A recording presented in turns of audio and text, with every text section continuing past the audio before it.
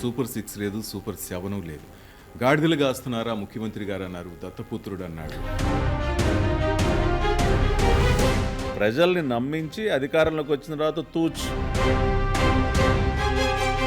లోకేష్ గారు చెప్పిన red book మీకు న్యాయం చేస్తుందేమో అనుకుని ఉంటారు, మీ అభిమానులు కూడా అనుకుని ఉంటారు. కానీ అంతగా ఆ రెడ్ బుక్ ఓపెన్ చేసినట్టు కనిపించట్లేదు నాకు. మొన్న జరిగినటువంటి ఎన్నికల్లో రాష్ట్రంలో ఉన్నటువంటి ప్రజలు దాదాపుగా క్లీన్ చేశారు. అప్పుడు కామెంట్ చేసిన పప్పు అన్నారు, కానీ ఈరోజు వాళ్ళకి నిప్పై ఉన్నాడు. దీనికి మీరు ఓకే అంటారా? చాలా మార్పు వచ్చిందంటారా లోకేష్ గారిలో? ఇసుకను లేకుండా చేశాడు, భవన నిర్మాణ రంగాన్ని పూర్తిగా కుదేలు చేశాడు. ఇటువన్నీ కూడా విధ్వంసకరమైనటువంటి నిర్ణయాలు.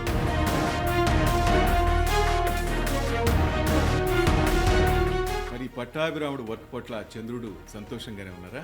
లేదు, వాళ్ళకి మర్యాద ఇవ్వాల్సిన అవసరం లేదండి. కాబోయే ముఖ్యమంత్రి తానే అంటున్నారు ఆయన.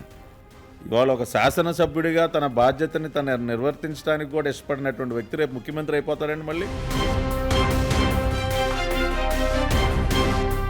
2026 సంక్రాంతికి మీ కూటమి ప్రగతి రథచక్రాలను అడ్డుకోవటానికి జగన్నాథ రథచక్రాలు స్టార్ట్ అవుతున్నాయి.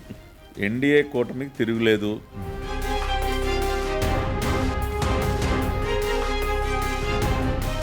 మీరు భయంతో బ్రతకాలనుకుంటున్నారా, భద్రతతో బ్రతకాలనుకుంటున్నారా? మీరు డిసైడ్ చేసుకోండి.